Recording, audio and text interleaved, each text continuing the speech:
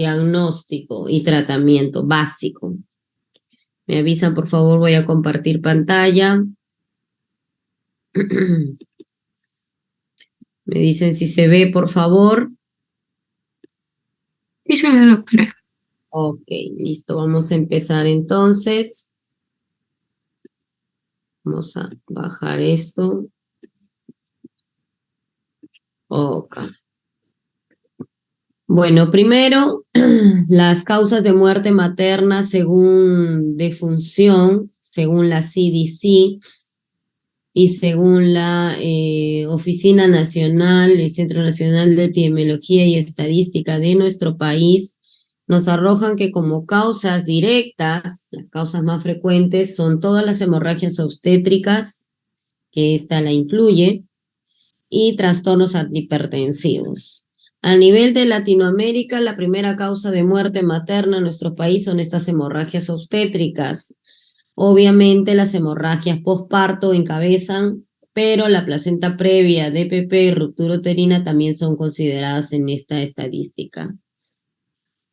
Y a nivel mundial tenemos los trastornos hipertensivos del embarazo. Como causas indirectas, lo que conllevó a una mayor defunción en estadística fue pues la enfermedad del COVID-19 que recién se ha presentado a nivel mundial, ¿no?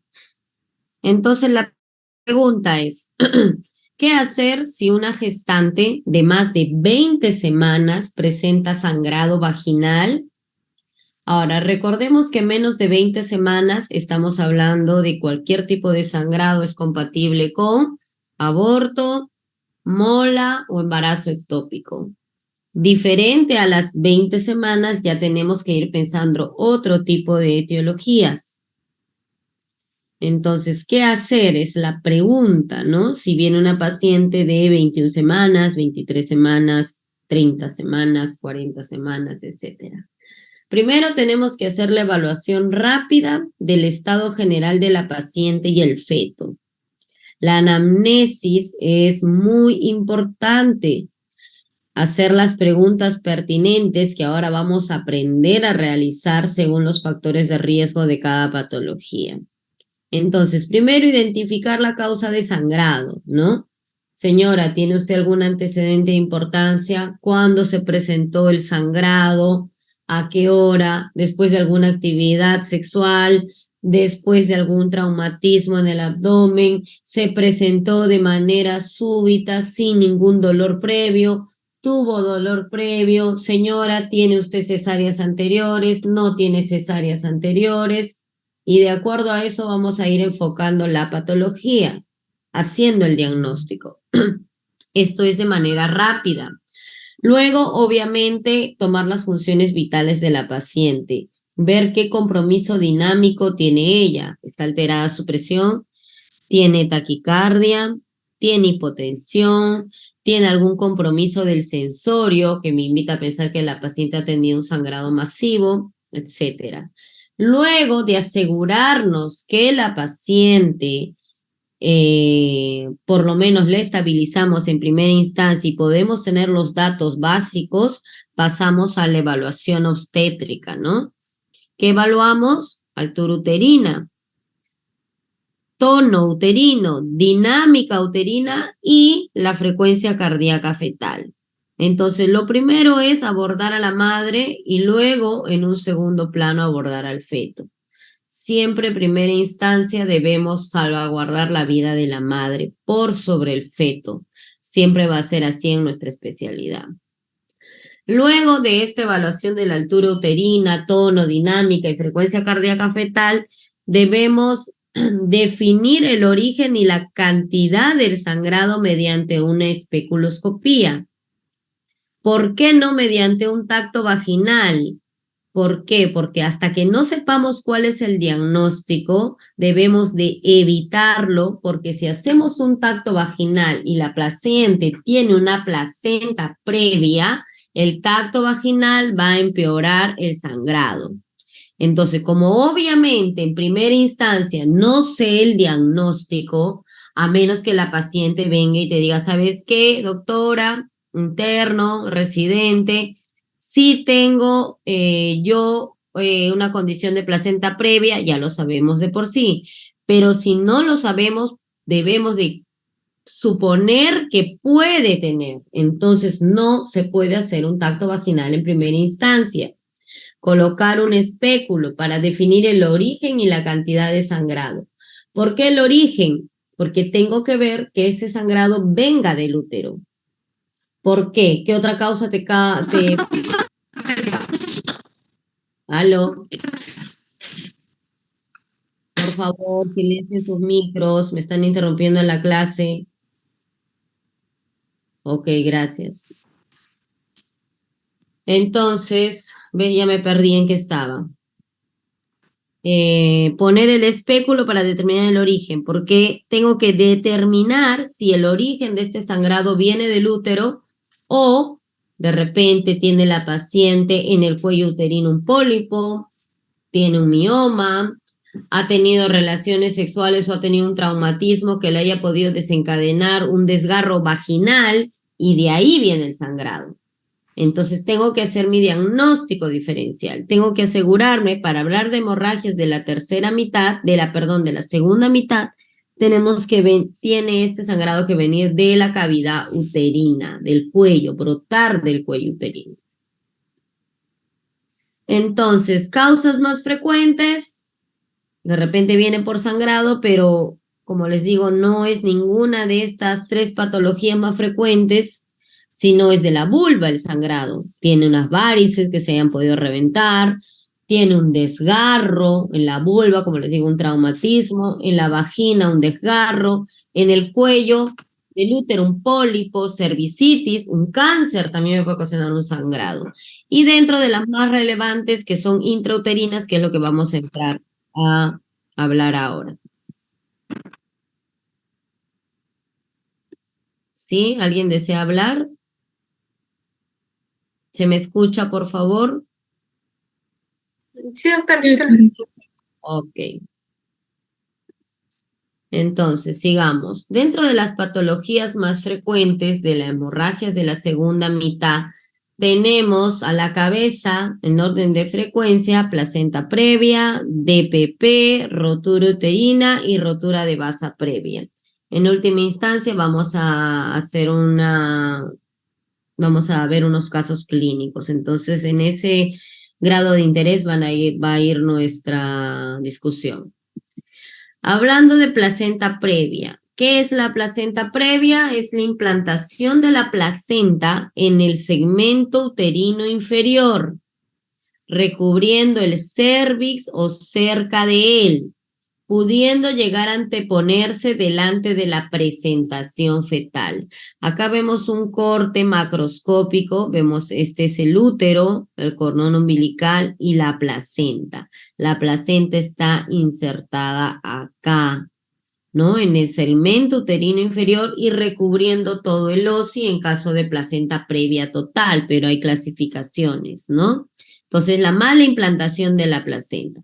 Normalmente la placenta tiene que estar acá, en el fondo, en el cuerpo lateral, ¿no?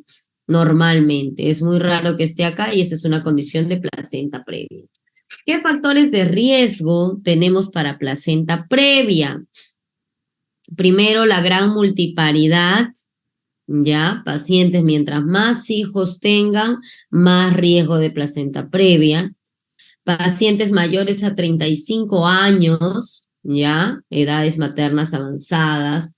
Pacientes con hábito tabáquico, también. Pacientes con antecedente de legrado uterino que han sido sometidas a esto, pacientes con endometriosis, con cesáreas previas, con miomectomía o con miomas, cualquier circunstancia que corresponda a una enfermedad per se del útero, ¿no? ¿Qué otra causa? Periodo intergenésico corto, que se haya embarazado en menos de 18 meses de su anterior gestación. Placentomegalia se llama la placenta grande y los tumores uterinos, ¿no? Estos son los factores de riesgo más frecuentes. En el Williams van a poder leer algunos otros factores de riesgo más. No son tan relevantes como los que les estoy diciendo acá, pero tienen que conocerlos. Ahí está como el índice de masa corporal, la raza, etcétera. ¿Cuál es la clínica de esta placenta previa? Tenemos que es el famoso sangrado indoloro, sangrado sin dolor. Característicamente piensen en una paciente que está descansando, durmiendo, se levantó y ve toda su cama empapada de sangre. O sea, es un sangrado que no tiene dolor, que la paciente no lo percibió, que no tuvo algún síntoma premonitorio. Es el síntoma más característico, sangrado indoloro.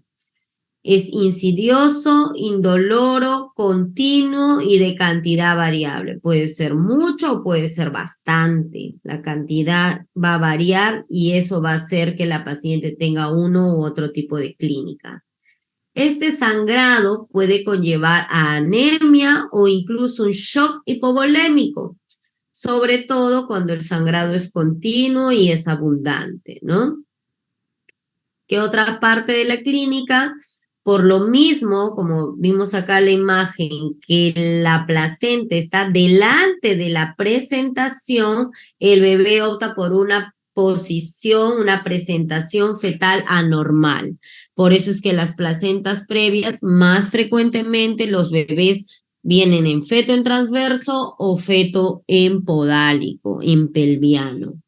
Ya opta por una posición fetal anormal porque la placenta está cubriendo de colchón ahí, entonces no se va a poder meter la cabeza, entonces opta por otra posición el bebé.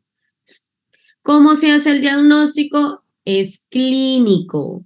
Clínico y los factores de riesgo que les he dicho al inicio, más la clínica de sangrado vaginal indoloro, más que demuestro que está sangrando mediante una especuloscopía, dije que el tacto vaginal está restringido el tacto vaginal, no lo puedo hacer, me va a dar el diagnóstico, ¿no? Obviamente tengo que descartar otras causas, como dijimos al inicio, ¿no? Que tenga pólipos, que tenga un desgarro, que tenga algún mioma, erosión o un cáncer, algo que esté ocasionando este sangrado.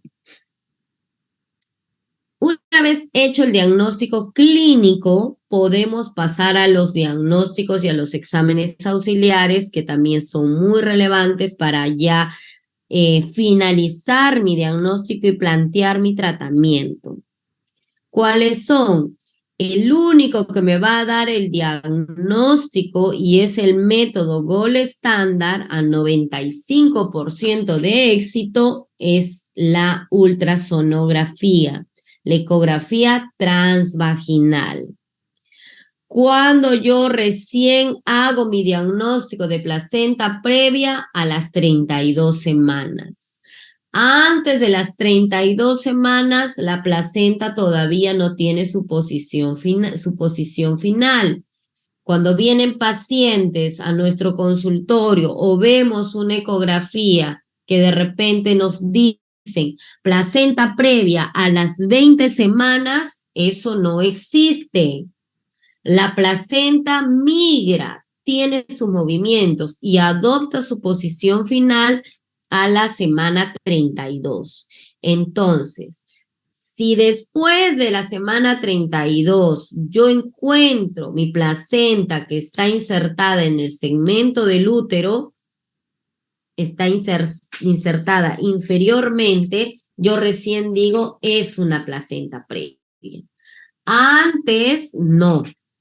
¿Ya? Olvídense ese diagnóstico de placenta previa a las 26 semanas, placenta previa a las 20 semanas, placenta previa a las 15 semanas. No existe, ¿ya? ¿Por qué la ecografía transvaginal me va a confirmar el diagnóstico en un 95%? Porque me va a determinar la localización exacta de la placenta. Es segura aun cuando existe un sangrado activo. Por eso, una vez que yo puse el espéculo, vi que no tiene pólipo, que no tiene mioma, que no tiene un cáncer, que no tiene desgarro y que el sangrado viene del útero, yo le puedo hacer una ecografía transvaginal y esto es inocuo para la paciente y para el bebé. Es segura. Tiene una sensibilidad del 87.5% y una especificidad hasta que llega al casi 99%, ¿no? Entonces hay que saber hacerla. Vemos acá, miren, una imagen de una placenta previa parcial en una gestación de 32 semanas. 32 semanas dijimos que es el corte para hacer el diagnóstico. El examen es con espéculo. Se pone el espéculo y que veo que la placenta está protruyendo. ¿Por qué veo yo ya la placenta? Porque esta paciente está dilatando. Acá está el cuello, acá encima, la placenta y las membranas, ¿no? Está en trabajo de parto. Entonces es importante tener también y conocer la clasificación de la placenta previa. Todas tienen la clasificación, son 4. Tenemos placenta de inserción baja, placenta marginal, placenta previa parcial y placenta previa total. Vamos a ver las imágenes acá. Hablamos de placenta de inserción baja. Esos diagnósticos obviamente ya son ecográficos. Mi diagnóstico clínico en primera instancia va a ser placenta previa. Cuando yo ya confirmo por ecografía, ya la puedo clasificar. Entonces, hablamos de placenta de inserción baja cuando la placenta llega a más de 2 centímetros, de 2 a 5 centímetros del orificio cervical interno. Miren, acá está la ecografía, esta es una imagen, acá se ve el cuello, esto amarillo, acá se ve el OSI y tengo que medir. Del OSI hasta el borde de la placenta tiene que ser entre 2 a 5 centímetros, ¿ya? Entre 2 a 5 centímetros. Hablo de placenta de inserción baja. Placenta previa marginal es entre 0 a 2 centímetros del OSI. Miren acá la imagen, acá está el OSI, lo mido y es entre de 0 a 2 centímetros del OSI, perdón. Entonces, ahí hablamos de placenta previa marginal, placenta previa oclusiva. Llega al orificio cervical interno, pero no lo atraviesa en su totalidad. Hablo que puede ser menos, o sea, que esté justo en el borde. Y la oclusiva total, que ocluya todo el OSI, que ocluya todo el OSI. ¿Ya? Miren, si se identifican, se dan cuenta en las imágenes, ¿no? La placenta es lo rosado. Volvemos. Inserción baja, entre 2 a 5 centímetros del OSI. Acá está lo rosado, es el borde de la placenta. Marginal, de 0 a 2 centímetros del OSI.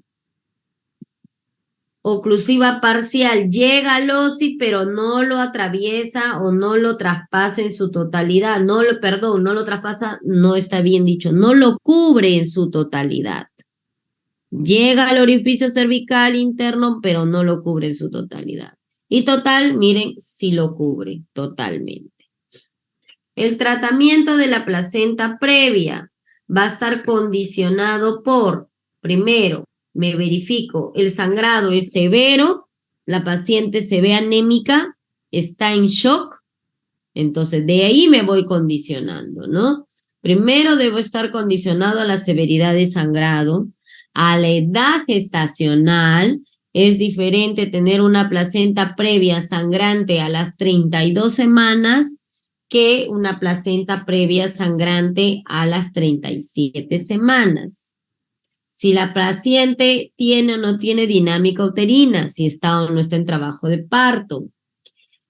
¿A qué debe estar orientado mi tratamiento? A prevenir el shock hipovolémico. Si una paciente me está sangrando, ¿qué tengo que poner? Su vía periférica, su cloruro de sodio, sus coloides, cristaloides. Debe estar orientado también a prevenir el parto pretérmino. Por eso tengo que hacer mi diagnóstico. ¿Qué tipo de placenta es el que tengo? Si la placenta esta tiene un sangrado limitado o no.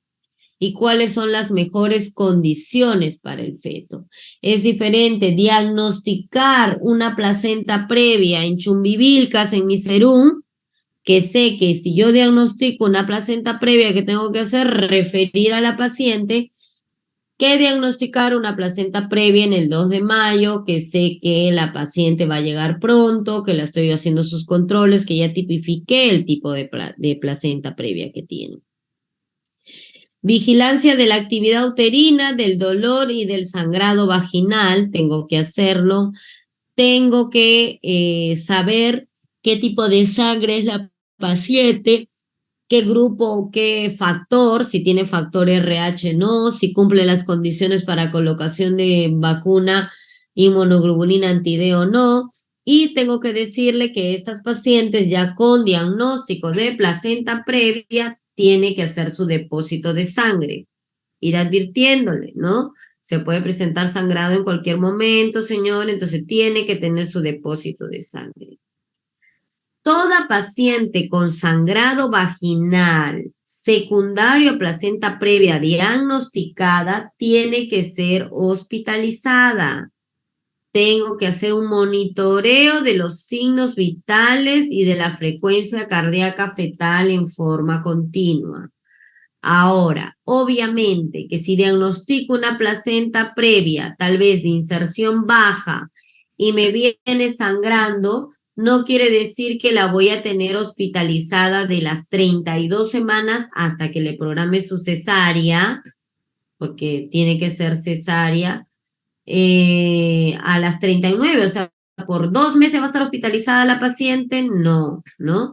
Entonces yo lo que tengo que hacer es primero ver que no haya un sangrado activo que me conlleve a un trastorno en la paciente o a nivel fetal. Pero para estudiar eso y ver cómo se va comportando ese sangrado, en primera instancia tengo que hospitalizar. El tratamiento, ojo acá con esto, se puede dar también parto vaginal solo en 2 tipos de placentas previas, en la tipo marginal y en la de inserción baja, con una tasa de éxito al 69%.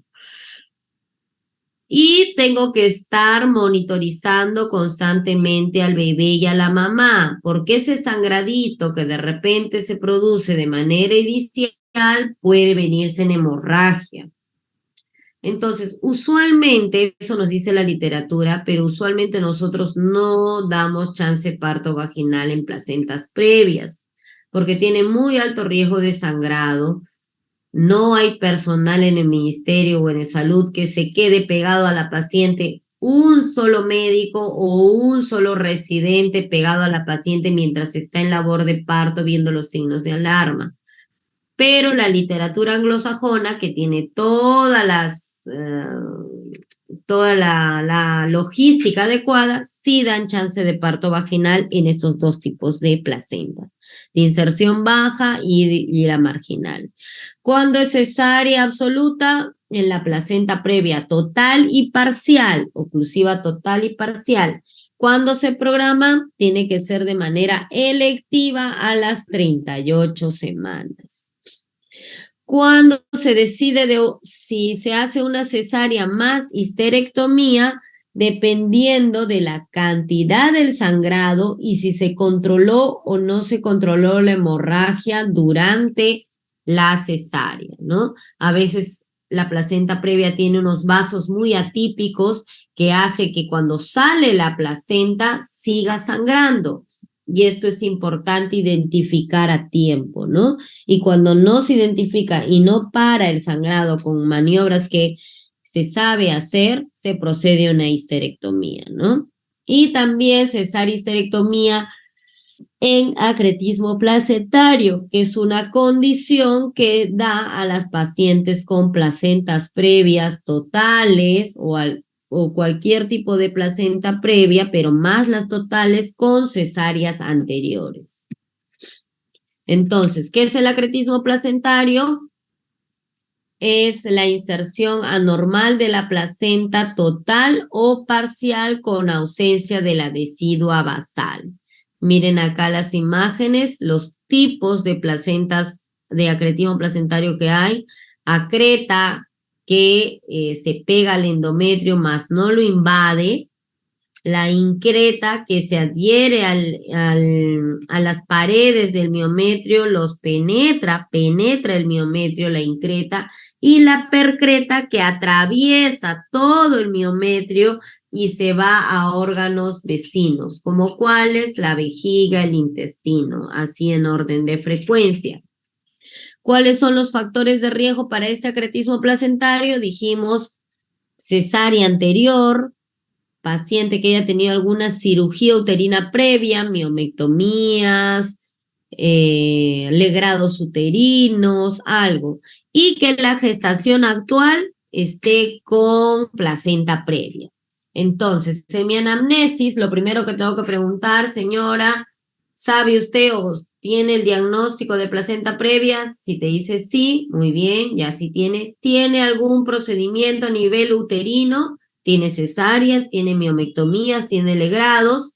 Y te dice sí, ya vas aumentando el factor de riesgo para esta condición de acretismo placentario. ¿Cómo se hace el diagnóstico de acretismo placentario? También por ecografía, ¿no? Lo ideal es hacerlo antes. Tenemos características ecográficas que nos ayudan a hacer el diagnóstico. O también cuando se hace, cuando si no pudimos hacer el correcto diagnóstico por ecografía, lo vamos a notar cuando dentro de un expulsivo, ya sea parto vaginal o cesárea, perdón, dentro del alumbramiento, la placenta no se desprende. Intentamos desprender, por eso tenemos tiempos, ¿no? Ustedes ya lo han visto eso en trabajo de parto. Tenemos tiempos para ver si la placenta se desprende o no. Si esta no se desprende, debo estar pensando en un espectro de placenta ácreta. Y el tratamiento, pues, es la histerectomía. Si veo que mi placenta no se desprende de la manera fisiológica, normal, suave, sin jalones, no se desprende, es que es un acretismo. Y no lo voy a intentar sacar jalando, porque le voy a ocasionar una hemorragia masiva a la paciente. Obviamente lo voy sospechando con los factores de riesgo que hemos dicho y con una ultrasonografía previa. ¿Qué recomendaciones tenemos cuando una paciente ya tiene un diagnóstico de placenta previa? La abstinencia sexual una vez realizado el diagnóstico, ¿ya? Diciéndole a la paciente, mira, tú tienes un diagnóstico de placenta previa, sí, no puedes estar sexualmente activa. ¿Por qué? Porque esa placenta previa la puedes hacer sangrar. Medir la longitud cervical. Cuando mide esta menos de 3 centímetros, hay más riesgo de hemorragia y parto prematuro. Una vez que yo hago mi diagnóstico de placenta previa por ecografía, tengo que medir el cuello uterino, el cervix, para ver, ¿no? Menos de 3 centímetros, más riesgo de hemorragia, más riesgo de parto prematuro. Y la prevención de la anemia materna también, y la colocación de inmunoglobulina anti-D en paciente RH negativo, ya que se coloca hasta la semana 32. ¿Alguna pregunta hasta ahí de placenta previa? ¿Se entendió todo? Factores de riesgo, clínica, cómo hago el diagnóstico, tratamiento, clasificación y el acretismo placentario. Doctora, sí, buenas tardes. Una consulta. ¿Se me Dime. escucha? Sí, sí, te escucho. ¿En qué casos sería o se recomendaría hacer o dar el término del embarazo? O sea, ¿por una hemorragia masiva sería? Una hemorragia que está comprometiendo la vida de la mamá o que está alterándome los latidos del bebé. Esta hemorragia, si se está presentando de manera constante y me están conllevando alteración hemodinámica materna o alteración a nivel fetal, se termina la gestación, independientemente de la edad gestacional. Ahora, lo mejor es, en una placenta previa, algo le desencadenó el sangrado, ya sea una relación sexual, una contusión, algo que haya podido hacer que esta placenta previa sangre. Entonces, con el reposo y verificar cómo van las constantes vitales de la mamá y del bebé, yo puedo decir que la paciente la puedo mantener en observación, siempre y cuando el sangrado no sea permanente, ¿no? Una vez que el sangrado es permanente y está conllevando a una alteración de esos dos tipos que les he dicho, se termina el embarazo. Gracias, doctora. Ok, ¿alguien más? ¿Alguna otra pregunta? Porque vamos a pasar a la otra patología de DPP.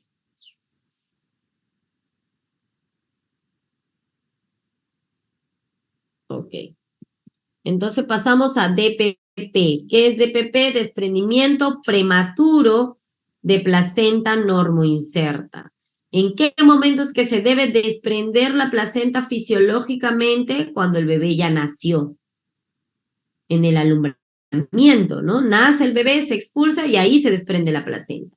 Entonces, como su nombre lo dice, se desprende antes la placenta del nacimiento del bebé y esto conlleva un riesgo muy inherente a nivel fetal y materno. Entonces, ¿qué es? Es la separación parcial o total de la placenta normalmente insertada en la cavidad uterina, que ocurre después de la semana 22 de la gestación y antes del tercer periodo del parto, o sea, antes que se produzca el alumbramiento. Es una de las complicaciones más graves en la práctica obstétrica, con un mal pronóstico e incremento de la mortalidad materna y fetal. ¿Qué factores de riesgo tenemos más frecuentemente? Ojo con las preguntas las afirmaciones que les estoy haciendo. Más frecuentemente, esto no quiere decir que sean todos los factores de riesgo, hay más, pero ¿cuáles son los más frecuentes? Y a la cabeza, ¿por qué me da un DPP? A la cabeza, paciente hipertensa, paciente preeclántica. Tengo que ver que no se complique esta preeclampsia con un DPP. Paciente que haya hecho rotura prematura de membranas, también se puede desprender la placenta. Paciente con parto prematuro. Paciente fumadora.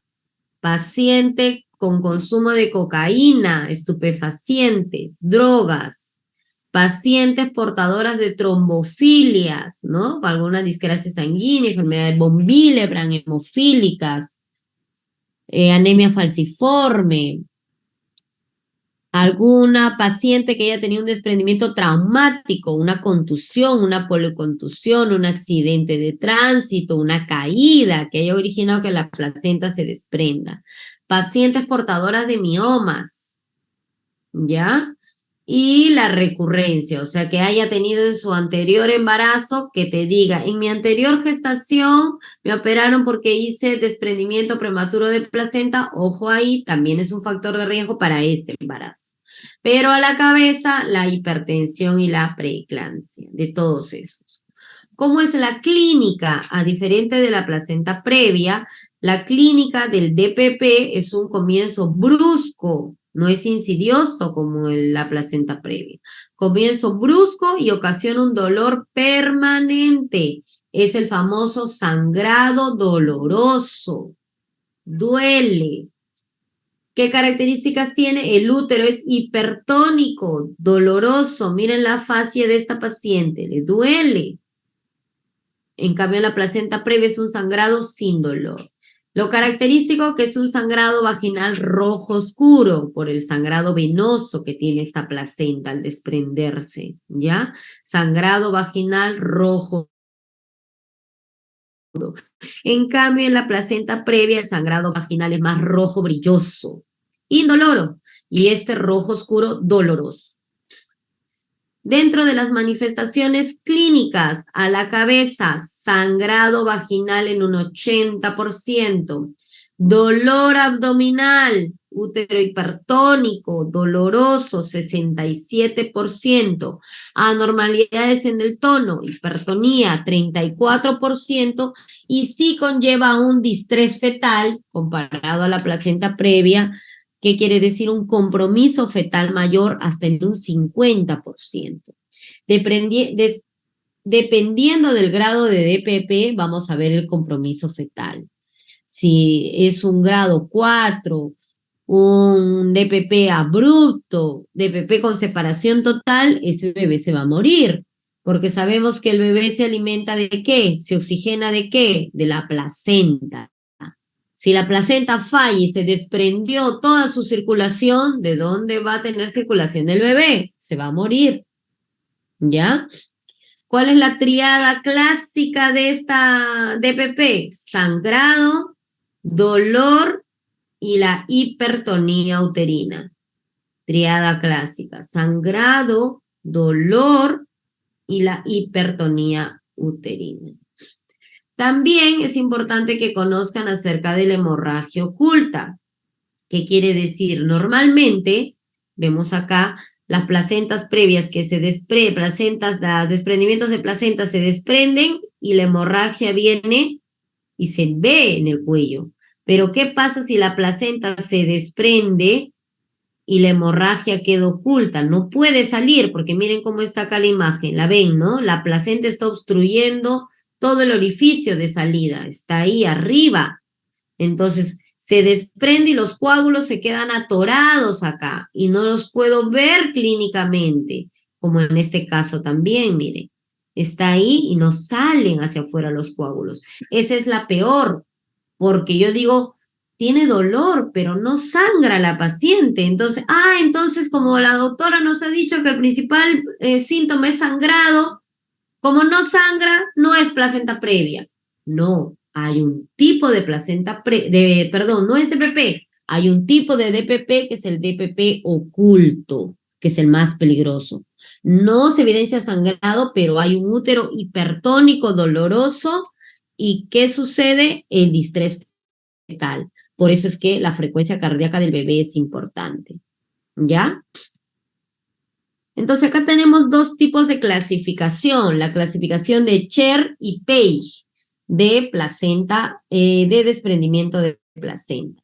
Dentro de la clasificación de Cher y Page tenemos clasificación por grados, 0, 1, 2 y 3. La más grave, la 3, que ocasiona metrorragia, sangrado muy intenso. Tono uterino tetánico, un útero bien doloroso, shock grave. La paciente lleva un shock hipovolémico por el sangrado que tiene. Bienestar fetal, normalmente ya hay muerte fetal cuando es la clasificación de Page en un grado 3. ¿Hay alteraciones en la coagulación? Sí. Mientras más severo sea el desprendimiento de la placenta, hay trastorno de la coagulación. El aspecto uterino es el famoso útero de Cuvelier, que ahorita vamos a ver la imagen. El útero de Cuvelier o apoplejía uterina es el grado más severo de DPP, ¿ya? Estamos hablando de la clasificación de Page. Y la clasificación de Cher es un poco más sencilla en cuanto lo medimos más que todo por volumen. Grado 1, leve, moderado, severo, hasta grado 3. En el grado 1 hay hematoma retroplacentario o hemorragia escasa o ausente. Me indica pensar que hay menos de 150 mililitros de sangrado, no hay riesgo fetal. En el grado 2 hay una metrorragia anteparto marcada. Hay signos clásicos de DPP, útero doloroso, dolor abdominal, hipertonía y sangrado. Hay una intensidad, inestabilidad hemodinámica materna, está inestable, puede estar taquicárdica, y alteración en la frecuencia cardíaca fetal. Hay alteración en la frecuencia cardíaca fetal del bebé. El hematoma que se formó o el sangrado que dio la clasificación de Cher es de 150 a 500 mililitros. Me dice que hay una mortalidad perinatal muy elevada. Y el grado 3 es el severo, que ya tiene características clínicas de grado de shock hipovolémico puede haber coagulación intravascular diseminada, insuficiencia renal aguda, y nos habla de un sangrado mayor a 500, y normalmente en este grado severo ya hay óbito fetal. ¿Ya? De estas dos clasificaciones, ¿cuál es la más relevante y más importante? La clasificación de Cher. Entonces, ¿qué sucede? Aquí vemos, miren las imágenes, cuando una placenta está normalmente insertada, hay oxigenación, dos arterias, una vena, la vena por donde pasa la sangre oxigenada, por eso está en rojo, y las arterias por donde pasa la sangre no oxigenada, ¿no? Entonces, al desprenderse esta placenta, ¿qué ocasionó? Que no pase sangre y había una hipoxia. Y esta hipoxia, la muerte del feto, que ya lo dije en un inicio, ¿no? Eso también imágenes ya lo hemos visto, separación parcial, separación total, ¿no? Y la hemorragia oculta por DPP oculto. ¿Cómo se hace el diagnóstico? El diagnóstico es básicamente clínico, signos, síntomas, factores de riesgo, paciente que haya tenido un traumatismo reciente, preeclántica, hipertensa, paciente que sea consumidora de tabaco o de drogas, cocaína, tengo que pensar en esta etiología, ¿ya?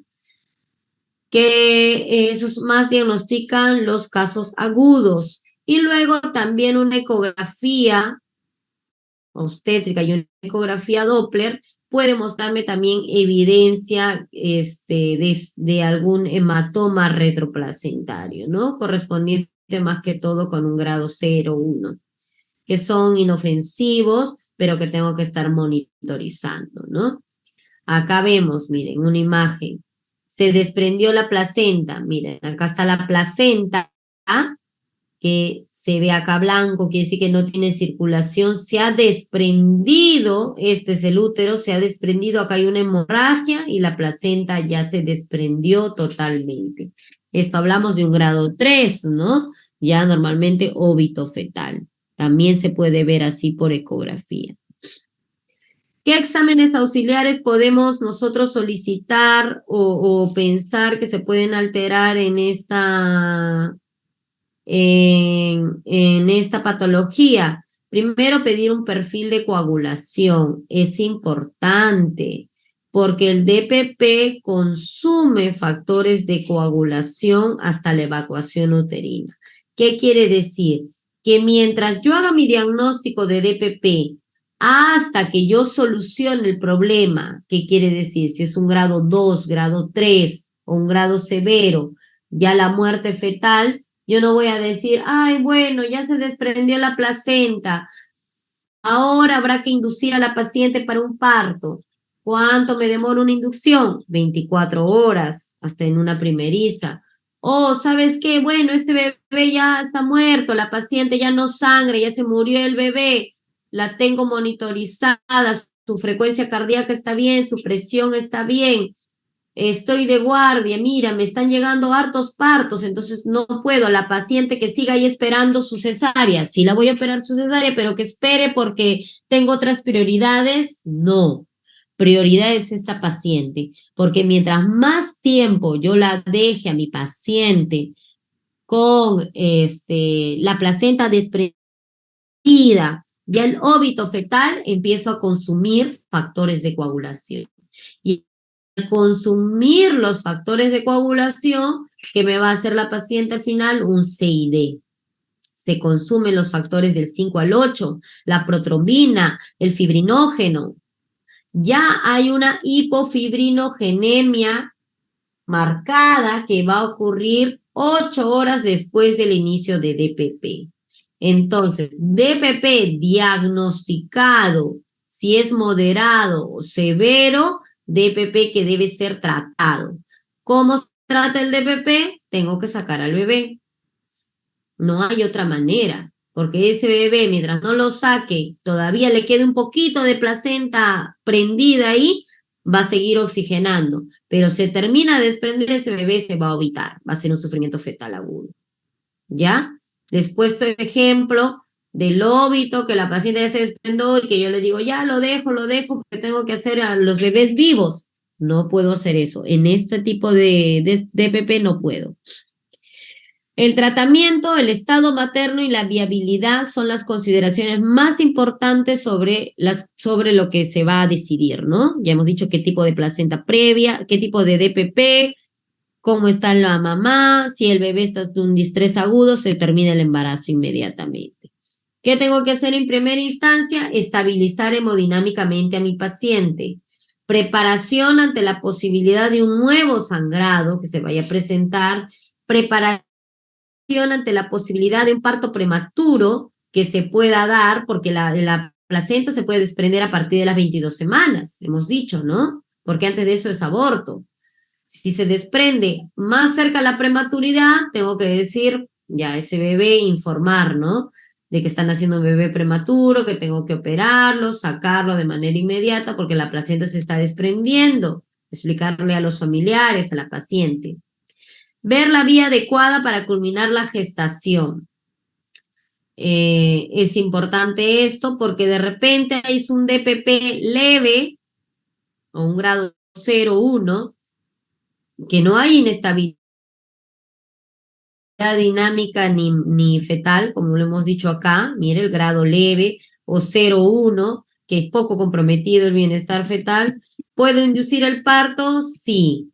Sin embargo, eso nos dicen las guías, pues, ¿no? Voy a inducir en una paciente con DPP, pero tú no sabes cómo se vaya a comportar.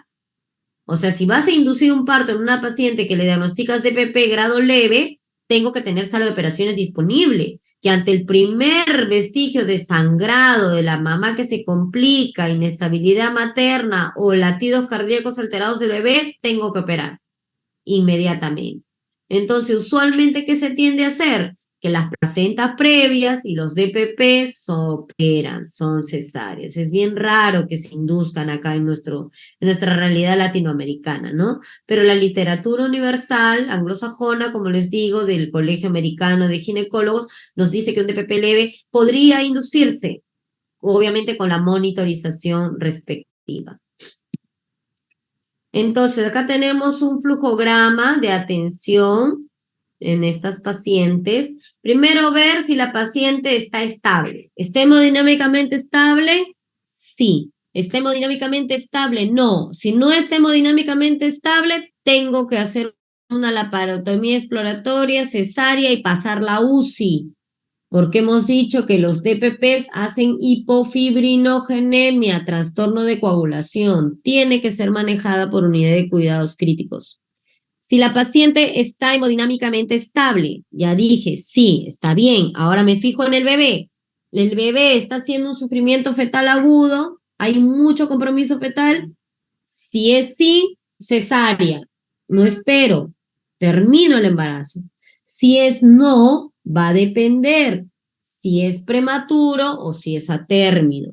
Si es prematuro y no está hay compromiso materno, o sea, no hay compromiso materno, no hay compromiso fetal, si es prematuro, la puedo tener en observación. Si es un DPP leve, ojo, o hago maduración pulmonar, estoy haciendo mi seguimiento con ecografías seriadas a ver si ya se desprende más y la dejo en observación hasta que complete maduración pulmonar.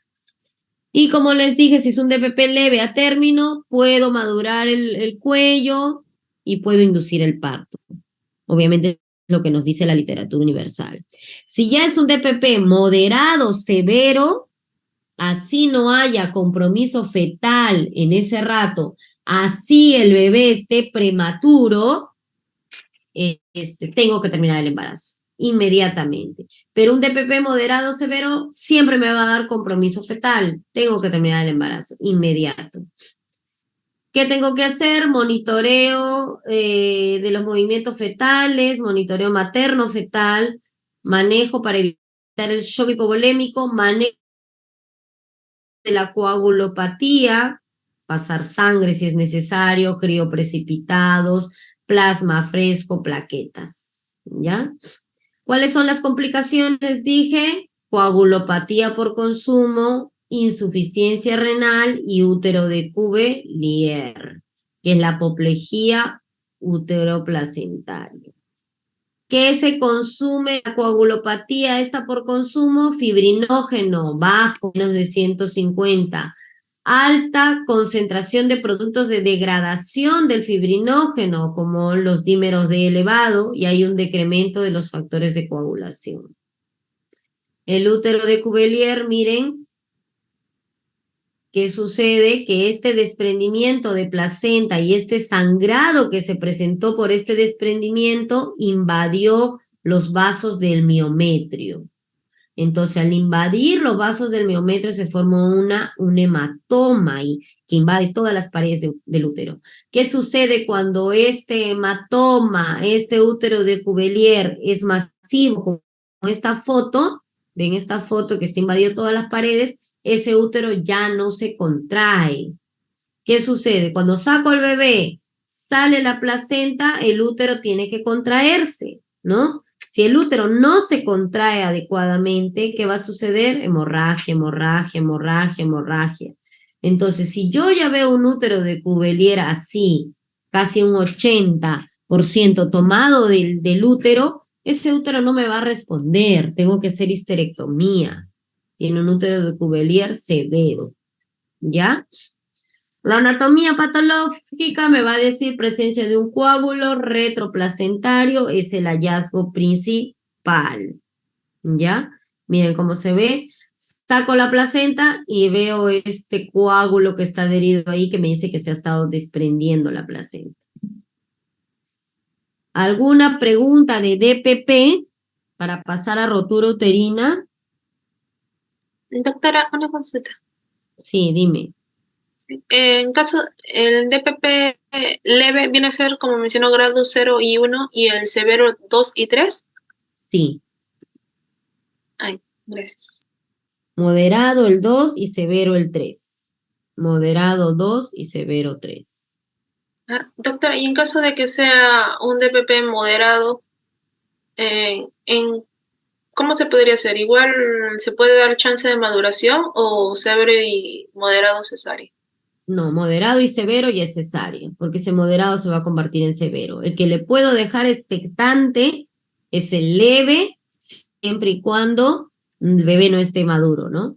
Tenga que hacer maduración pulmonar, corticoides y todo eso. Pero un moderado, un severo, bien raro que no se comprometa la frecuencia cardíaca fetal. Entonces, al hacer el diagnóstico tengo que sacar. Ay, gracias, doctora. ¿Alguna otra pregunta? Antes de llegar a la histerectomía, ¿no podríamos aplicar lo que es la sutura compresiva para tratar de que el útero se contraiga? Eso es siempre y cuando tengas un compromiso menos del 50% de las paredes del miometrio. Ya te he dicho, más del 50%, como esta imagen, que por lo menos es un 80%, mira, todo está tomado, ese útero no se va a contraer. Es muy difícil. Puedes utilizar medidas compresivas, pero te van a contraer en un momento nada más. Pero este músculo ya no me sirve. Está todo está lleno de hematomas, lleno de coágulos ahí. Entonces no se va a contraer porque son fibras musculares. Si está todo lleno de coágulos en su interior, no va a haber contracción. Entonces, cuando es un útero de Cuvier, como hemos dicho, severo, como este caso, que es un 80% a 100%, no va a responder a las medidas uterinas o medidas mecánicas de compresión. Hay que hacer histerectomía. Ok, gracias. Ok, sigamos entonces. Rotura uterina. Pasamos al tercer punto. Estamos hablando en frecuencia. Primero la placenta previa, que es el más frecuente, luego sigue el DPP, que es el segundo en frecuencia, y tercero en frecuencia, rotura uterina. Definición: es la completa separación del miometrio con o sin la expulsión de las partes fetales en la cavidad peritoneal y requiere de una cesárea de emergencia o una laparotomía. Es una complicación durante el parto asociada a muy elevada mortalidad materno y fetal. Entonces, según esta definición, ¿dónde, en qué periodo de la gestación se da más la rotura uterina? durante el trabajo de parto. ¿Ya? La incidencia de esta rotura uterina, 1 de cada 1000 partos, o sea, el 0.1%. Sobre todo, ¿en qué pacientes? En pacientes que estén en trabajo de parto fase activa, en pacientes que tengan cesáreas previas. Rotura uterina tras una cesárea, 1 en 1000. Entonces, factores de riesgo a la cabeza, como en el DPP fue preeclampsia, hipertensión, a la cabeza la cesárea. Cesárea anterior una vez a más, ¿ya? Factores de riesgo. Edad materna avanzada también, que haya sido sometido a una cirugía uterina previa, periodo intergenésico corto,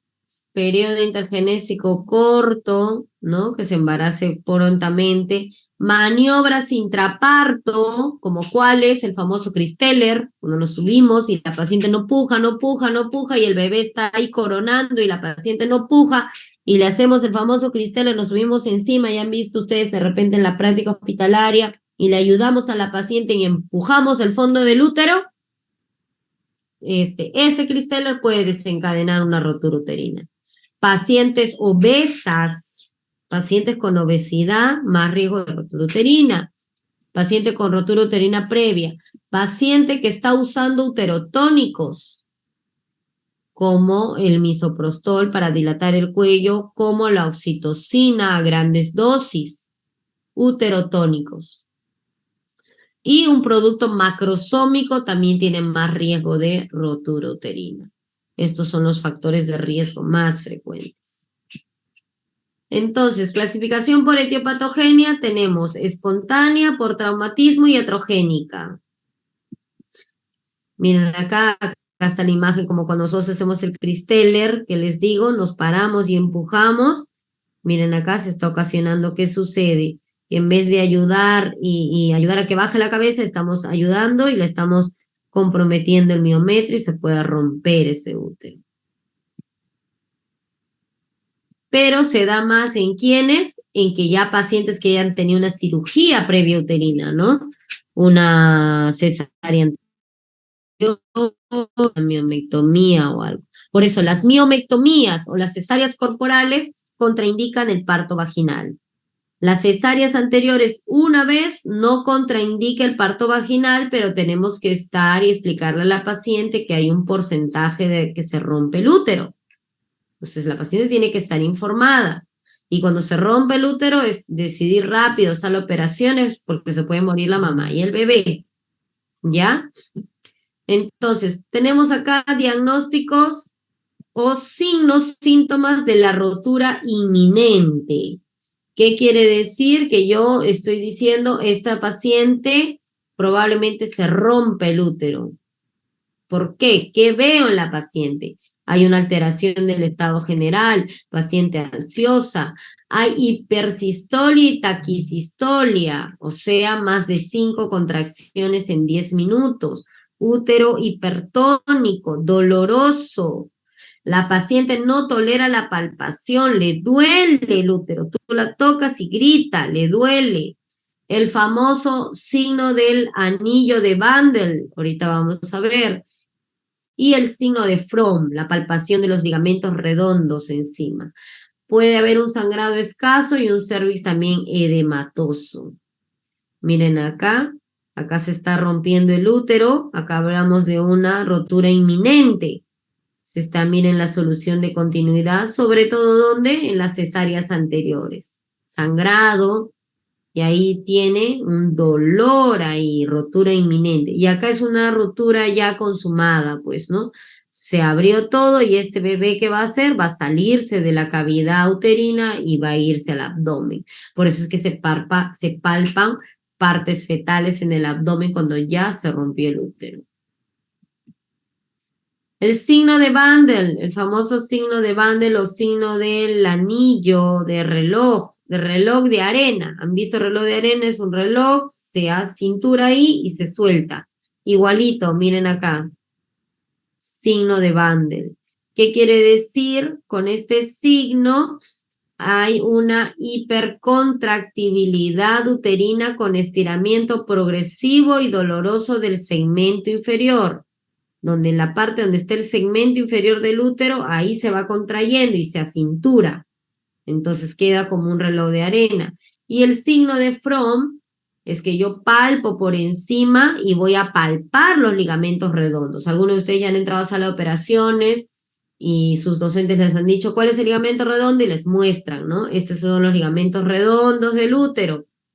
Entonces ya saben que esos ligamentos que están delante de las trompas del útero se tensan y se palpa como unos cordones ahí dolorosos, ¿ya?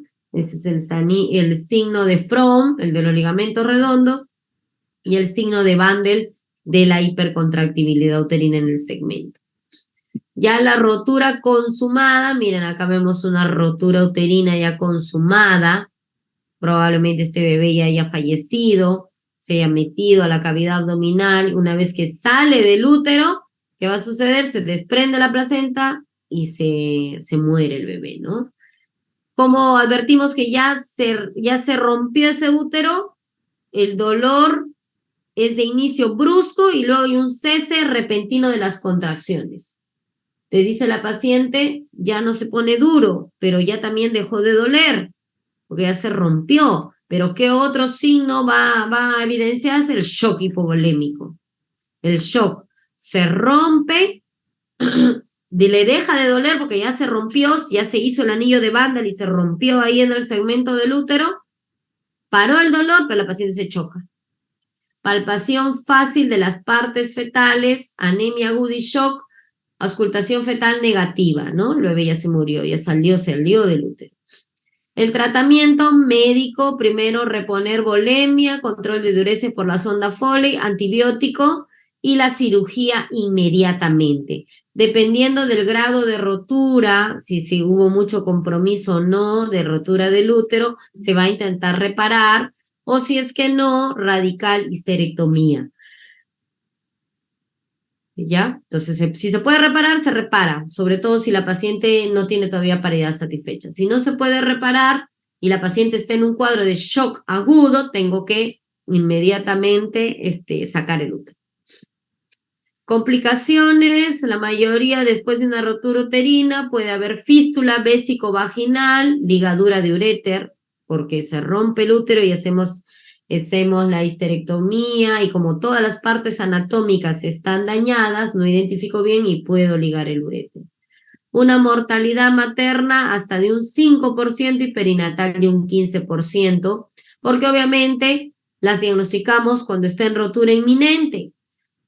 Bien raro que veamos una rotura consumada. Las roturas consumadas o la paciente no llega al hospital porque ya ha sido un shock hipovolémico y se murió en su casa. La mayoría llega ya con diagnóstico o con síntomas de rotura inminente.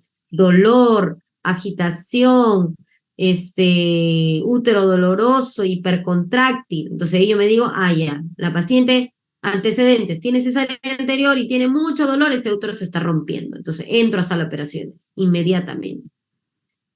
Para esto también tenemos medicina basada en evidencias, ya que ahora está muy de moda y lo van a ver de repente con sus familiares, que todas las pacientes, así tengan cesáreas, quieren dar parto vaginal, quieren intentar. Está bien, una cesárea vaginal una cesárea no contraindica un parto vaginal posterior, pero solo una. 2 cesáreas y un parto vaginal posterior es más riesgo de rotura uterina, por eso no lo indicamos, no está indicada en la literatura. Entonces, cuando ya pacientes nos dicen, ¿sabe qué, doctora? Yo quiero intentar mi parto vaginal porque mi cesárea anterior me dolió mucho la recuperación y me han dicho que tengo condiciones obstétricas para poder dar a luz, le hacemos inmediatamente el score de Flam, el puntaje de Flam. Aquí vemos un score donde nos dice, identifica la edad, si tuvo parto vaginal antes o después de la cesárea, cuál fue la razón a la primera cesárea, y esperamos que la paciente esté en trabajo de parto, ¿no? Porque dentro de las variables nos mide dilatación y borramiento. Entonces sacamos el puntaje, cómo está la mamá, y predecimos el éxito de un parto vaginal, ¿no?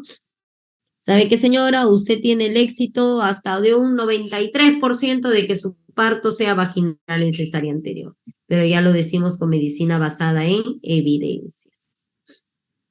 Muy bien. ¿Alguna pregunta hasta ahí con respecto a a rotura uterina?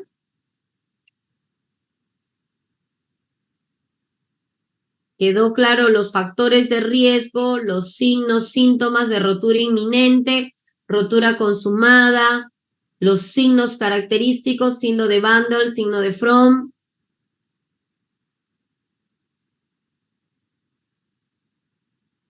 Sí, doctora.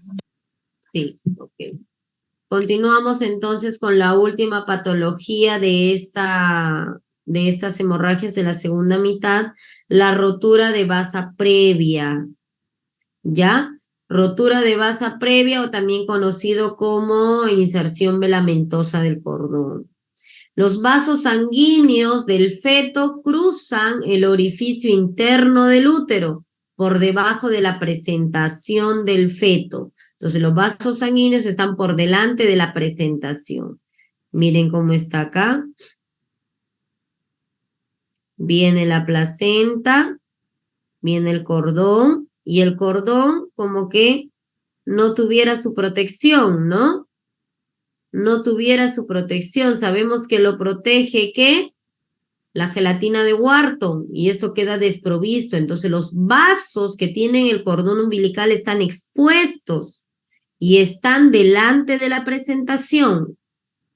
¿Se entiende en la imagen? Placenta, cordón, y los vasos del cordón umbilical están desprovistos y delante de la presentación sin cobertura. Entonces, inserción velamentosa del cordón umbilical entre el corion y el amnios. Los vasos fetales están desprotegidos y están vulnerables a rotura y o desgarro. ¿Qué sucede? Produce un sangrado de origen fetal. Fetal. Pasa en 1 de cada 2.500 embarazos y tiene una mortalidad hasta de un 60%. Miren acá la imagen. Entonces, en estos vasos que debieron insertarse en la placenta, que debieron estar bien cubiertos, todo, están sin cobertura o tienen muy mínima cobertura y están insertados en el corion y en el amnios, en vez de estar totalmente en la placenta. Estos vasos deberían estar cubiertos acá y totalmente insertados en la placenta. Totalmente insertado, y estos vasos están insertados en el corion y en el amnios, y normalmente están delante de la presentación de la cabeza fetal. Entonces, ¿qué sucede? Cuando esto se rompe, no sangra la placenta, sangra directamente el vaso que va a llevarle sangre oxigenada al bebé, y es mucho más peligroso, porque si sangra la placenta o si se va desprendiendo, tengo todavía los vasos que están trayendo circulación al bebé. En cambio, si me sangran de frente estos vasos grandes que se están metiendo al cuerpo del bebé, el bebé le va a dar anemia fetal. Factores de riesgo a la cabeza: gestación gemelar monocoriónica, las que comparten una sola placenta, embarazos por técnicas de reproducción asistida y anomalías en la inserción placentaria. Cuadro clínico: sufrimiento fetal agudo, porque es como si le estuviera yo cortando al bebé en su subclavia, en su aorta directamente, porque va a sangrar los vasos que entran al cuerpo del bebé, los vasos oxigenados. Entonces va a hacer que sangre. ¿Cómo me doy cuenta? Sufrimiento fetal agudo, shock y anemia fetal, y el RPM con líquido sanguinolento. Supongamos se empieza a romper bolsas. Yo, si no tengo el diagnóstico antes, vía ecográfica, se rompen las bolsas y cuando se rompe la bolsa tiene que salir líquido claro, pero sale un líquido con sangre y al toque me va a dar sufrimiento fetal agudo. El diagnóstico ecográfico, miren acá, placenta, los vasos delante de la presentación, cordón umbilical y los vasos fetales están ahí, nadando. Acá miren, así se ve. Así se ve el vaso umbilical en contacto con el orificio y delante de la presentación. No debería verse así, eso me dice vasa previa. Y si se rompe, ya saben que va a ocasionarle anemia aguda al bebé, shock, muerte. En cambio, si yo lo diagnostico antes, ¿yo qué voy a hacer? No voy a dejar que esta paciente entre en trabajo de parto, porque al entrar en trabajo de parto va a empezar a dilatar, los vasos van a hacer presión contra el cuello del útero, se van a romper y van a sangrar. Entonces, vasa previa, yo tengo que tener una cesárea de emergencia. Lo ideal es una cesárea programada a las 34 semanas una vez demostrada la maduración pulmonar, porque mientras los vasos estén ahí, sueltos, solos, pueden ocasionar sangrado en cualquier momento. Entonces, me aseguro maduración pulmonar y termino el embarazo. ¿Ya? Esto solo pequeño porque no es muy frecuente, sin embargo, sí es parte de las preguntas del examen. Rotura de vasa previa. Saber cómo identificarlo, qué es, los vasos sanguíneos que cursan. Miren, acá vemos la imagen.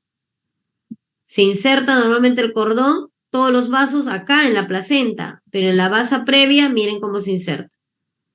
Los vasos están ahí, en el corion y en el amnios. ¿Alguna pregunta de vasa previa? Los factores de riesgo, ya les dije, gemelares, reproducción asistida, anomalías placentarias. ¿Alguna pregunta de vasa previa? ¿No? No, doctora. Ok. Entonces, de acá vamos a hacer un repaso entonces de las 4 patologías mediante unos casos clínicos. ¿Ya? Quiero ver quiénes están conectados para llamar y que lean porque a mí ya me duele la garganta. Supongo que estarán todos conectados. Voy a llamar al azar. Ok. Acá. Muy bien. A ver, Jorge Jaramillo, ¿está?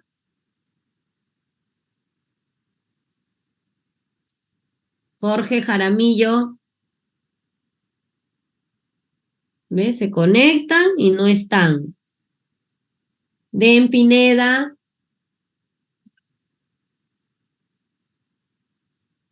Den Pineda. Tampoco. Sí, doctora. ¿Quién habla? Den. Ok, léenos la pregunta del caso clínico, por favor. Den. Mujer de 25 años de edad, con gestación de 37 semanas, acude a emergencia por presentar dolor abdominal sostenido, de inicio brusco y de intensidad 9-10, con leve sangrado vaginal. Al examen físico tiene una presión arterial de 130/90 milímetros de mercurio. Tiene un líquido de 160, la latido de 160 por minuto. ¿Cuál es el diagnóstico más probable? Lee las alternativas, todos los que están conectados pensando en la respuesta y dame tu respuesta. La es ruptura del seno marginal. La alternativa B, parto pretérmino. C, ruptura uterina espontánea. D, desprendimiento prematuro de la placenta. Y E, placenta marginal.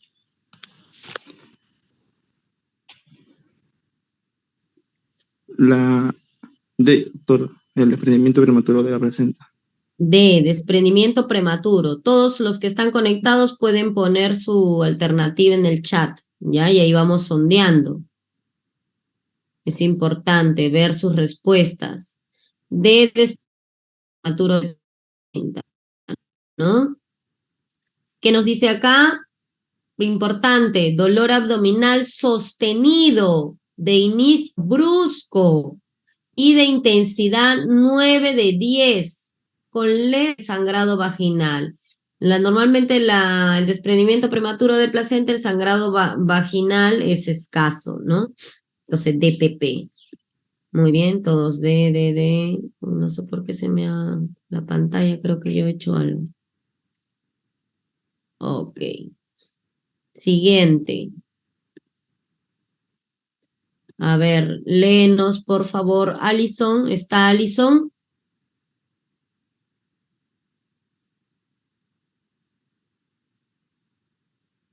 Alison. Valeria.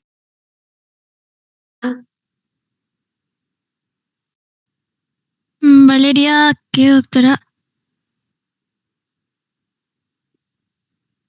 Valeria, léenos, por favor, la pregunta. Y todas sus respuestas en el chat para ir viendo. A ver, Valeria. ¿Cuál de las siguientes pacientes es la que con mayor probabilidad tendría una placenta previa? A, 19 años de edad, gesta 1 para 0 y presentación de vértice. 24 años de edad, gesta 2 para 1, presentación pélvica. La C, 34 años de edad, gesta 5 para 3, abortos 1, presentación de vértice. Y la otra, 36 años de edad, gesta 7 para 6, aborto 0, situación transversa. Y la última, 28 años de edad, gesta 3 para 1, abortos 1 y presentación pélvica. Mi respuesta sería la D, 36 años de edad, gesta 7 para 6, la D. D. ¿Ok? ¿Qué dicen los demás? A ver, ponga sus alternativas.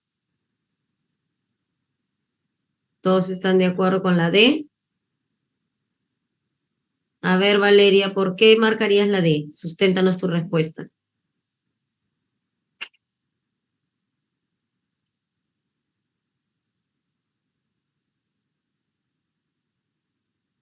Valeria.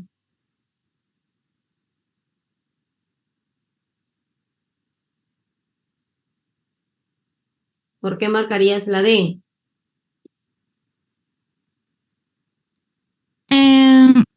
Bueno, básicamente por la misma fórmula obstétrica que hay, también por la edad, básicamente por eso. A ver, ¿alguien más quiere sustentar? Hay una compañera leí. Jennifer. No, Diana. creo que sería por la edad, porque ya tiene 36 años. Es la que más se ajusta, ¿no? Es la que más se ajusta. A ver. Pero acá también, bueno, esta tiene que 34, gesta 5 para 3, abortos 1, pero que no se ajusta a la presentación de vértex. Dijimos que la placenta previa que tenía distocias de situación. Se tendía a ser pelviana o transversa, ¿no? Un ratito, no sé por qué se me ha marcado así. Ahí está, ya. Muy bien. Sigamos. Característica clínica del DPP. A ver, ¿quién lo puede leer para no estar llamando y dándome cuenta que no están conectados? No quiero negar. Doctora. A ver, alguien que lo pueda leer. Yo no puedo leer, doctora. Léelo. Léelo, A léelo. ver, ¿cuál es la característica clínica del desprendimiento prematuro de placenta? A, inicio insidioso. B, irritabilidad uterina. C, útero hipotónico. D, latidos cardíacos fetales normales. E, útero indoloro. ¿Cuál es tu respuesta? Marquen todos. Díganme la respuesta. A ver. B. D. B. A. B. A. B. Ok, la respuesta es efectivamente la B, ¿Por qué no es la A? Dijimos que la característica clínica del DPP es que el inicio es brusco. Es brusco, no es insidioso como la placenta previa. La placenta previa tiene inicio insidioso, ¿ya? En cambio, la irritabilidad, el DPP tiene inicio brusco. Pueden decirte irritabilidad uterina o también te pueden decir útero hipertónico. Son símil. Útero hipertónico, irritabilidad uterina, útero muy doloroso. Útero hipotónico, no, pues eso me habla de un útero flácido. Latidos cardíacos fetales normales, no es característico, porque normalmente si es moderado o severo va a haber un sufrimiento fetal. Útero indoloro, no. Útero bien doloroso. Ok, sigamos.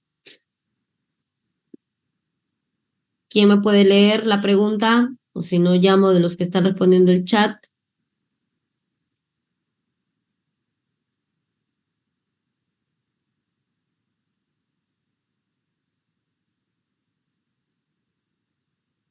Yo puedo leerla, doctora, sí. Léelo, por favor. El útero de Cavalier tiene como complicación atonía, aumento de incidencia de histerectomía, consumo de fibrinógenos en grandes cantidades, trastorno de coagulación o todas. Ahí sería todas. Todas, ¿de acuerdo? Todas.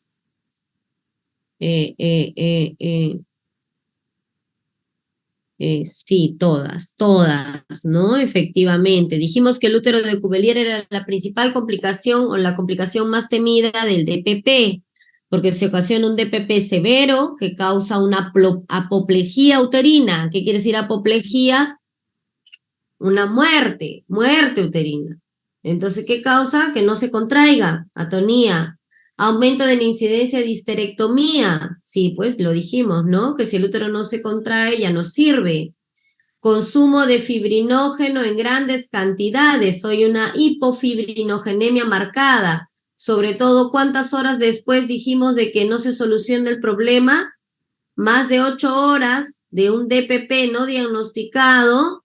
Más de 8 horas ya hay consumo de factores de coagulación. Trastornos de coagulación, por eso es peligroso y hay que tomar la decisión prontamente.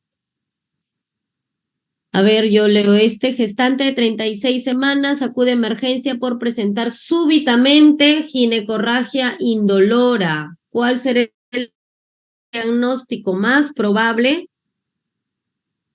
Rotura uterina, placenta previa, DPP, ruptura prematura de membranas, placenta ácreta. Respuestas. A ver, vamos. B, ¿no? Sangrado indoloro, dijimos. Acá lo dice súbitamente, ¿no? Porque se presentó en ese momento, pero usualmente es insidioso, inicio insidioso, ¿no? Pero es un sangrado vaginal indoloro. Acuérdense, factores de riesgo más relevantes en placenta previa, gran multiparidad y pacientes que hayan sido sometidas a intervenciones, legrados, abortos, ¿ya? Ok. Léenos, por favor, ¿quién nos puede leer?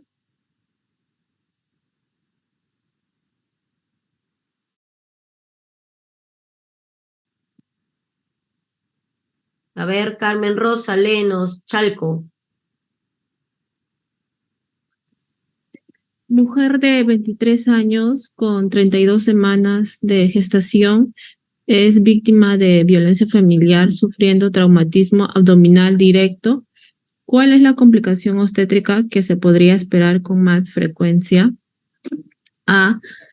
Ruptura prematura de membranas. B. Trastorno hipertensivo del embarazo. C. Desprendimiento prematuro de placenta. D. Restricción de crecimiento intrauterino. E. Traumatismo fetal. ¿Cuál es la respuesta?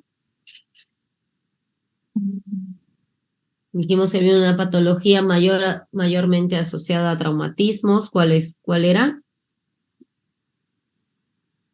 C, desprendimiento prematuro de placenta.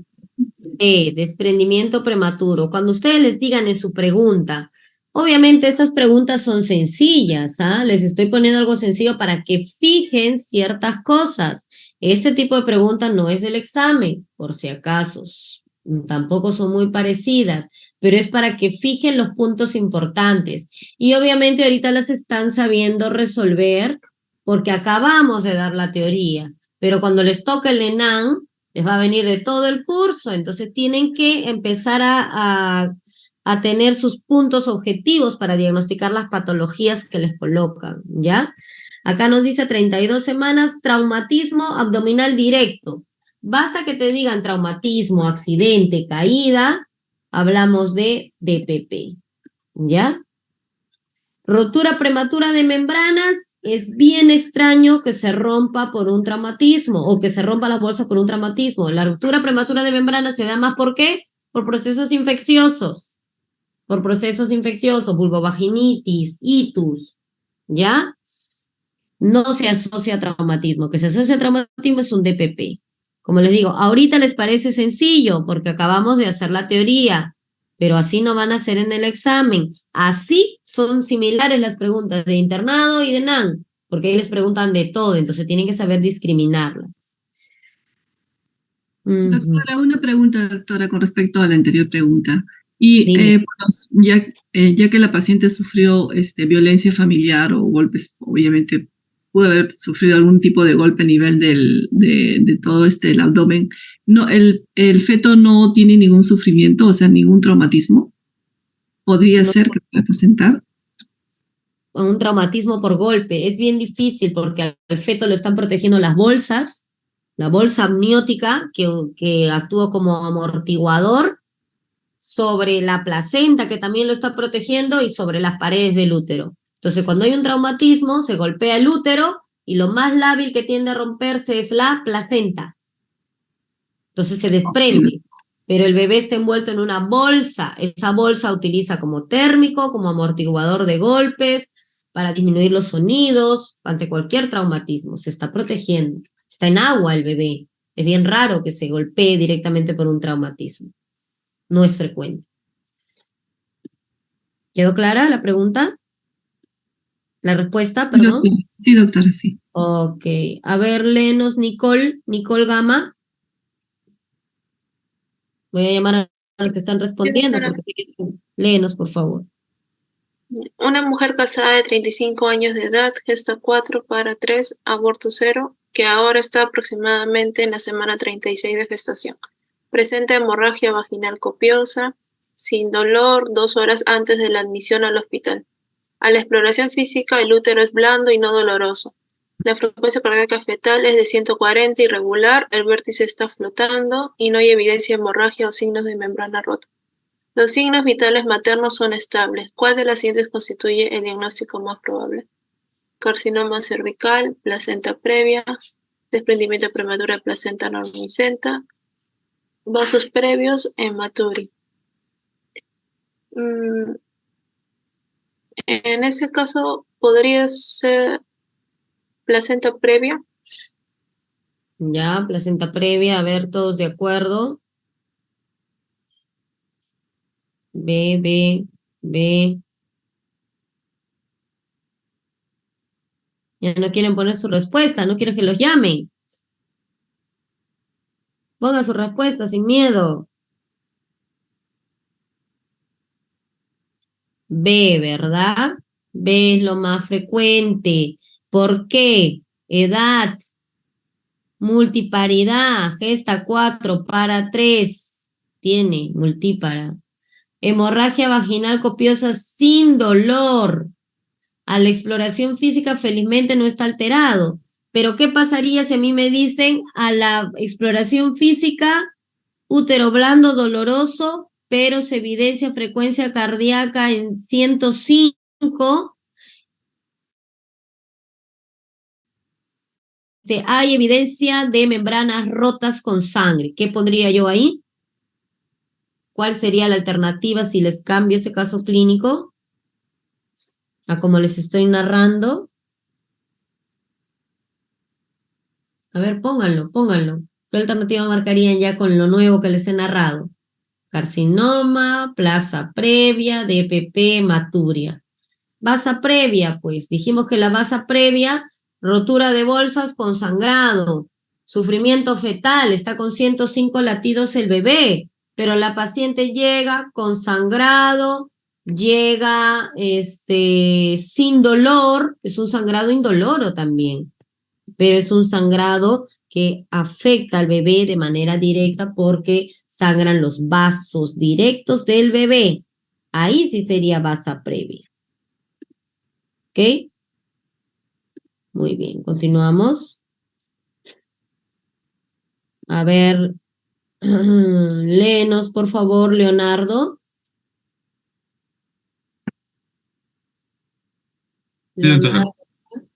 Gestante de 37 semanas, acude a emergencias por dolor abdominal intenso, examen palidez marcada de piel y mucosa, presión arterial 80/50, mente mercurio, frecuencia cardíaca de 130, frecuencia respiratoria 20, latidos cardíacos fetales no audibles, a la palpación del abdomen se evalúan partes fetales, ¿cuál es el diagnóstico? A, placenta previa, B, desprendimiento prematuro de placenta, C, basa previa, D, desgarro cervical, ruptura uterina. A ver, ¿qué marcas? Dinos tu respuesta. La E, doctora, ruptura uterina. A ver, todos de acuerdo. Efectivamente, ¿no?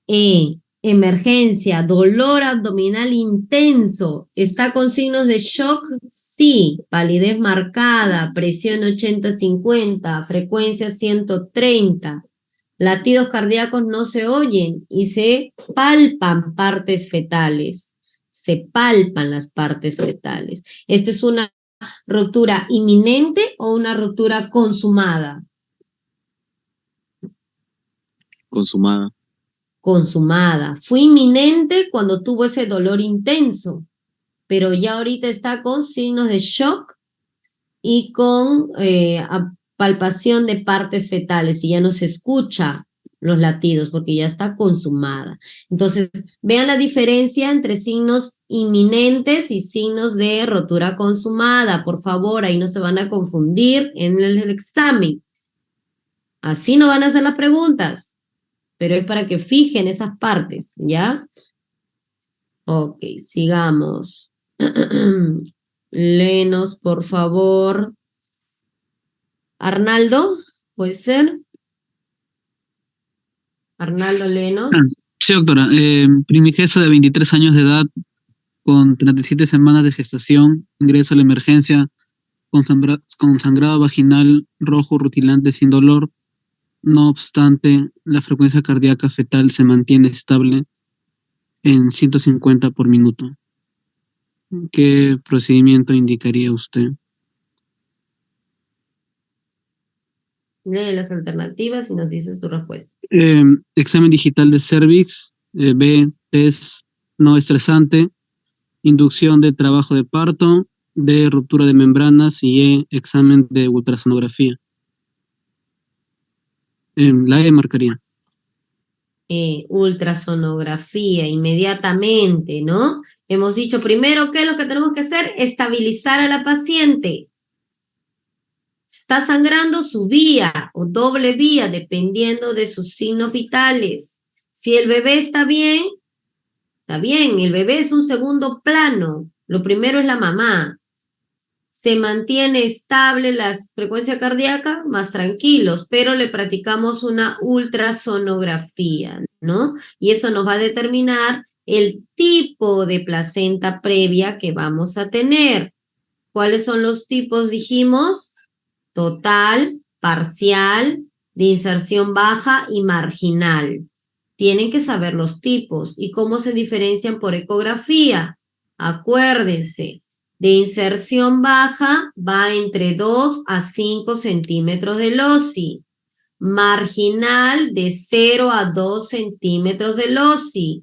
Oclusiva parcial, llega al OSI, mas no lo atraviesa en su totalidad. Y oclusiva total, atraviesa todo el orificio cervical, ¿no? ¿En cuál de las siguientes situaciones está contraindicada la exploración vaginal durante el embarazo? Carcinoma cervical no está contraindicada, gonorrea menos, prolapso de cordón no, placenta previa sí. Dijimos que está contraindicado el tacto vaginal, de frente una especuloscopía y de ahí una ultrasonografía.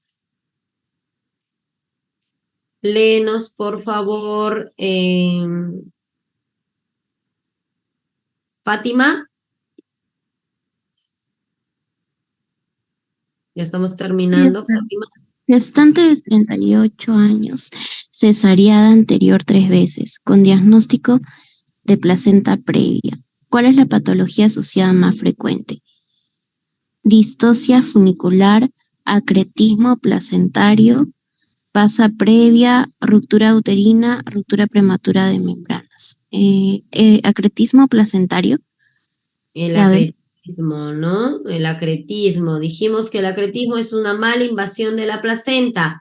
3 tipos de acretismo: acreta, increta, percreta.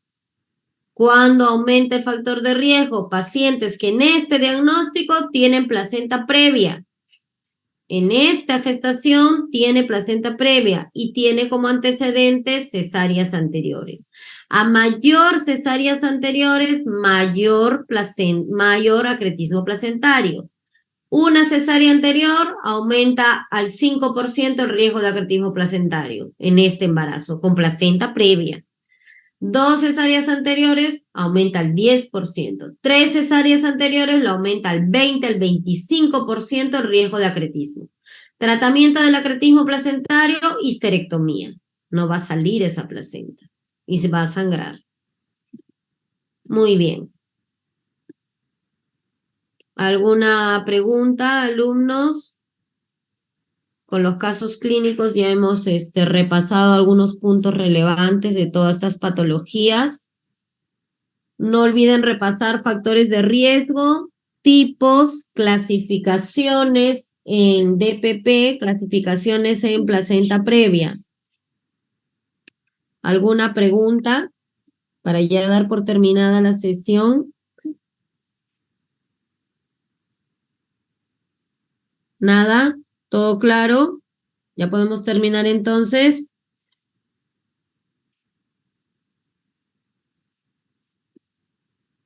Listo. Sí, doctora, gracias.